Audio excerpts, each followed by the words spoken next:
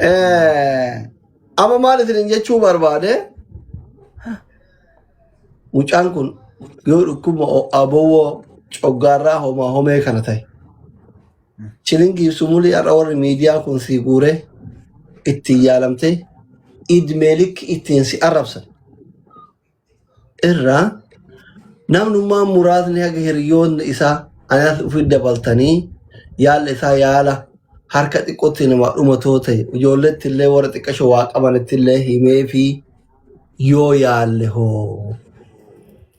Amma as jala taa'ee warra amma warri gisee galgala ganamaan geemii seenu irraa roobsaan galchisuun hundi isaa warra ajaju malee warra waa kennuu miti.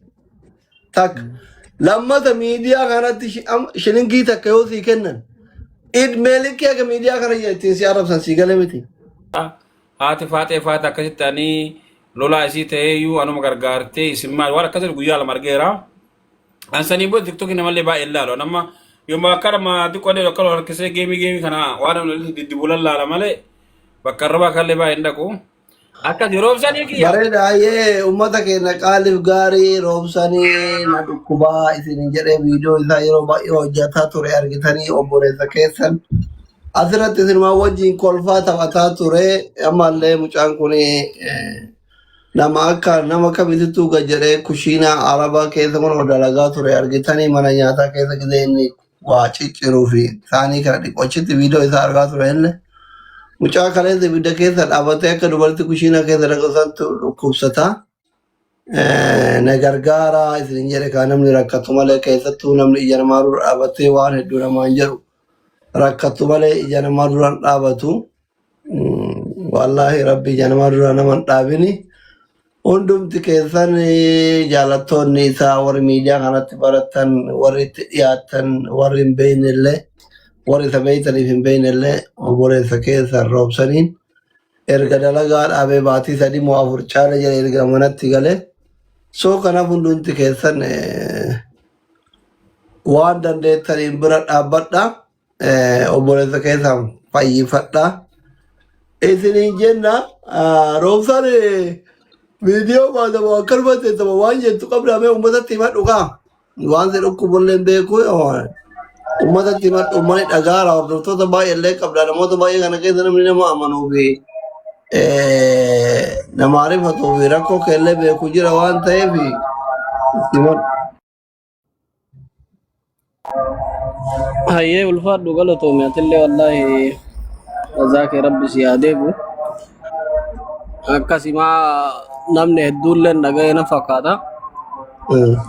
Ani dhoofatuma ture na dhukkuba osoo dhukkuba akkasumatti gisee dalagaa kushiinaa san keessa dalaguyyuu na dhukkuba. Obseetu waan akkasumatti bakka har'a na dhiisa boru na dhiisaa keessa taachi dalage hunda wallaahi yaalatti fixe yoo siin jedhama namni hedduun na amanuu dhabuu danda'a garuu ijoollee wajjin turre hedduun na beekani. Ana caala amma ijoollee waliin turre osoo asirratti galchitee isaan gaafatte isaan beekani. Firoomsaa yoo jiraate galchimee jira. Firoomsaa sheer. Sheeri firoomsaa ababaa kennu yoo qabaattu miskiiti.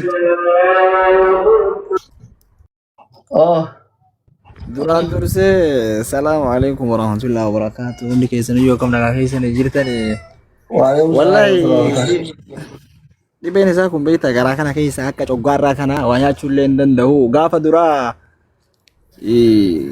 dalagataa ture maxxanfaa keessa beektaa makka waliin jira annaa zumma dalagatu dhukkubsataatuma dalagataa ture gaaf kaan dhibeen itti hammaattee inni manallee hin qabu.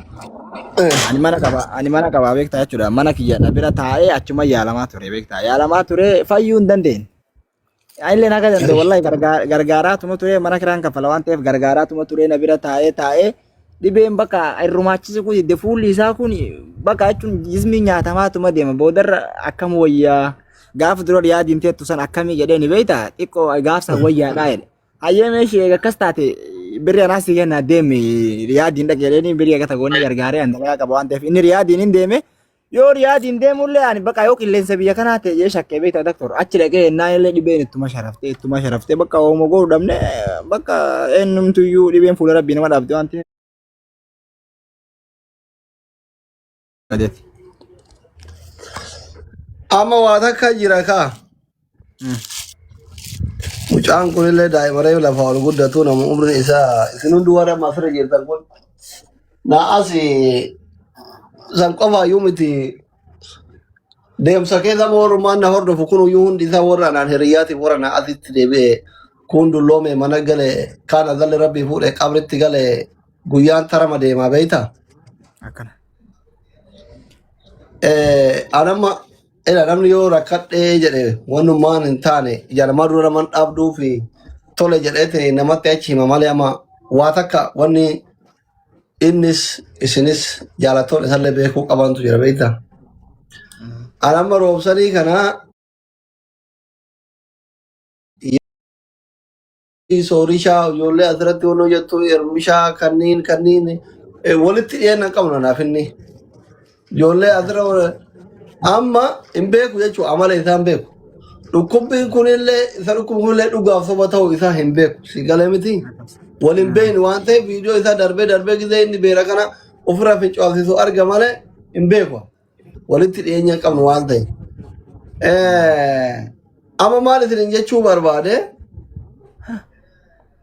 mucaan kun yoo dhukkuba abowwoo coggaarraa homaa homee kana ta'e. Chilingii sumulii har'a warri miidiyaa kun si guuree ittiin yaalamtee idmeelikki ittiin si arrabsan.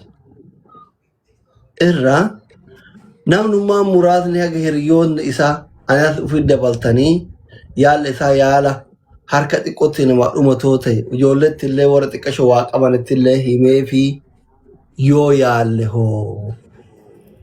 Amma as jala taa'ee warri gisee galgala ganamaan geemii seenu irraa roobsaan galchisuun hundi isaa warra ajaju malee warra waa kennuu miti.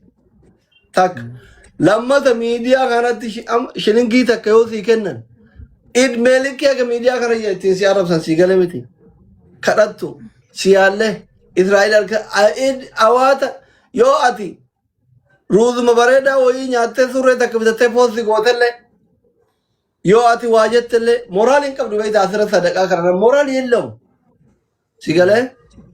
Kanaafi mucaan kun ijoollee reef lafaa dhufaaru nama humna qabu daa'ima sadaqaan irra rakkoo xiqqoo jedhaniitiin kadhatan tun danqaa fuulduratti namatti taati.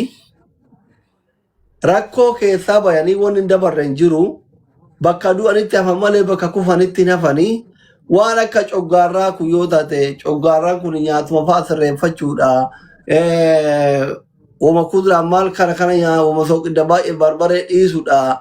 Waan kiraa manaa kanneenii fi waan keenya fudhatu kabar irraa goonaa wallaa anillee hin gargaara akka dhuunfaa kiyyaatti hin gargaara anillee hin gargaara maal yaala kuma hin taane kuma lama hin taane hin gargaara akka dhuunfaa kiyyaatti ijoolleetti illee warra natti dhiyaatanitti illee hin himaa fi warra riyaala 200-500 kennuu danda'anitti illee hin himaa fi yoo keessumaan nama 10-15 irraa fuunee fi mokkorre hoo.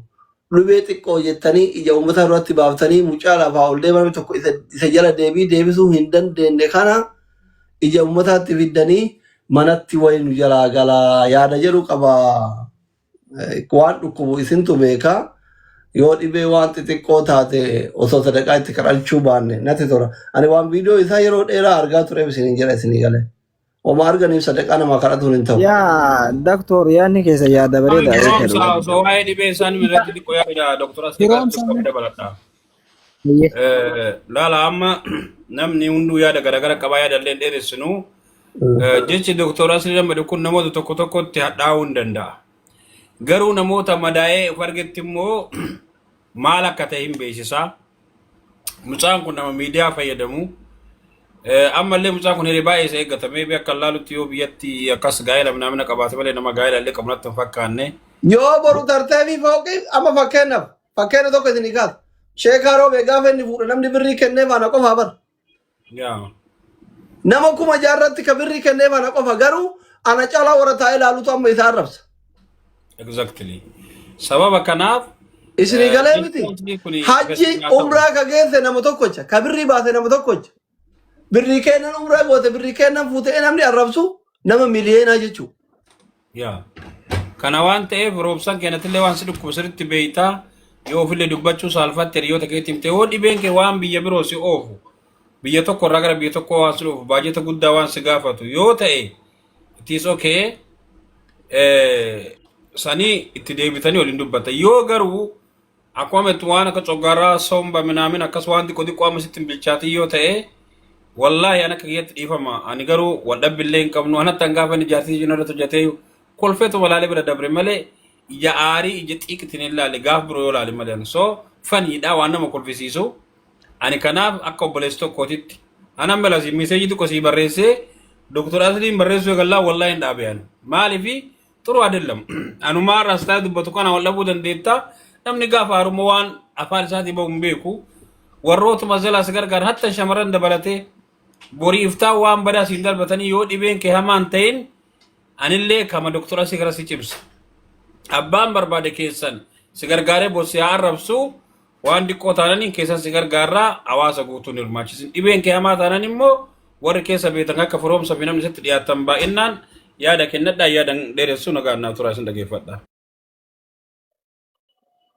Bishaan kana cubaadhaatti deebi'aa. Itti deebi firoomsa itti deebi situ keessa beekaa ani hin beekuuni anaaf Asliin tokko maa itti deebi ani yaada wayii barbaadeeti malee itti fufi firoomsa. Doktor gaafa duraa inni as jiru san gaafa na bira taa'usan beektaa gaafa asii dhukkubsatu san jechuudha. Namni jechuun gaafa namni kana gargaarsa eenyumayyuu ta'e eenyuma gaafata. Kanaaf fayyisu rabbi maal namaa sababa mana maataa waan ta'eef gaafa as jiru sani waan akkanaa kana yaadne ture. Lakki abboo haga dandeenye inuma baddamta malee waan kana karaa miidiyaa hin finnu namni ammoo boodatti nama arrabsaa jechaa turre akkuma si yaaddan kana yaadne hin beekne waan ta'eef warra miidiyaa kana akkuma isinuu jettanii ishee garoo beefa kenna godhatanii jechuudha.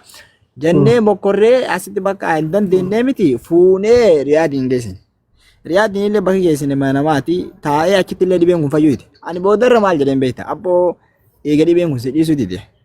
Fayyanii yoo arrabsamanii yoo arrabsamanii akkana dhukkubsaturra namni tokko yoo si fayyisee si arrabse haa arrabsu fayyitee jirta waan ta'eef akka tokko obsa godhatta. Akkana wayyaa ka jedhurraa gamana sun jechuu barbaadeeti kumisin jettan taana goona ka inni illee nazira waan ta'eef haa dubbatu. Roobsaan dubar. Meesii qabatamatti doktorri maal jedhe maal se dhukkuma jira dhaabbannee dubbanna. Doktor osoo roobsaniin irra hin ga'ini akka sagantaatitti illee ulfaadhu galatoomii nama beekuu miti mucaa kana aguma kenna illee hin beektu akkuma matiitti ulfaadhu galatoomii isin jecha adiinatti ergate accept godhana dhukkuma naan jedhe malee hin beeku takka agarsiis kiyyeera seene uf jalattu argeen beeku. Ulfaadhu galatoomii doktora kiyya kanaaf biyyaaf jiraattaa siin jenne jalqaballee nama dheeressu asirratti hundan jechuu barbaadu. Sirbaaf bahanii morman dhooyfatanii jedha Oromoon. Gaafa gartee fayyaadhaaf ija namaa afutti baate fayyummaan kee maaltu akkasi dhukkubu dhalootatti himachuu yookiin hima akkumatetti kana asumaan dhiisanii hiriyoottan qabaa I think anan baay'ee waliin beeknu asumaan afoo inaan illaa jedhaanii dhimma wayii irratti waliin buunee dhimma nama biyyaa wayii irratti koomantii wayii barreessee fi xiqqoo waliin baay'ee waliin feenu anaaf hinnu namaatii walirraa qabu garuu waliin feenu asumaan afoo inaan illaa rabbi siyaa fayyisu siin jecha yoo ammoo fayyaan isaatuun gartee akkuma yaalamaa ture amma firoomsaan jedhu gartee fayyaan isaatuun humna isaatii ol ikonomii isaatii ol taate maarree Oromoo kaleessallee ani isi wajjiin jira waan danda'u miidiyaa kanarratti